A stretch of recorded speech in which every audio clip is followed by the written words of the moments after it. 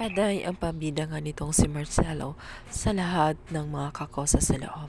Kaya naman nag-alala ng gusto itong si Celso dahil nakita na nga niya na tela nakukuha na nga ni Marcelo ang lahat ng kanilang mga kakosa.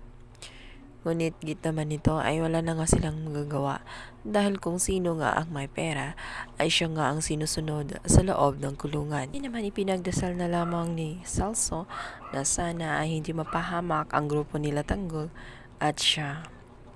Sana nga rin ay totoo ang pinangako ni Marcelo na makalaya nga sila, hindi yung pinapaasas lang sila na makakalaya.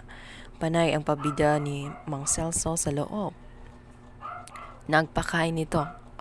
Parang may piyesta sa loob at hindi lang sa kanila naabot ang pagkain maging kina Chief Espina.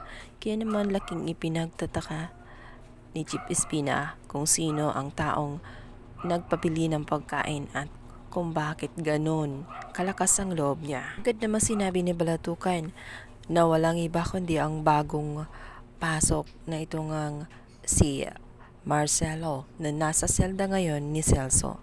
Agad na tinungo ni Chief Espina ang selda na iyon at doon nga ay pinagalitan ni Chief Espina itong si Marcelo kung bakit ganun ang kanyang kinikilos. Dahil naghahari-harian naman siya sa kulungan. Kabago-bago pa lang niya ay nagpapabida na siya. Natitiyak niya na hindi niya yun gagawin kung wala siyang ibang hinahangad na kapalit lalo't sa taong kagaya niya. Nung malaman nga na mainit ang ulo ni Chief Espina kay Marcelo, sinabi nito na huwag sasabihin na nakakuha na sila ng abogado dahil tiyak pipigilan ni Chief Espina.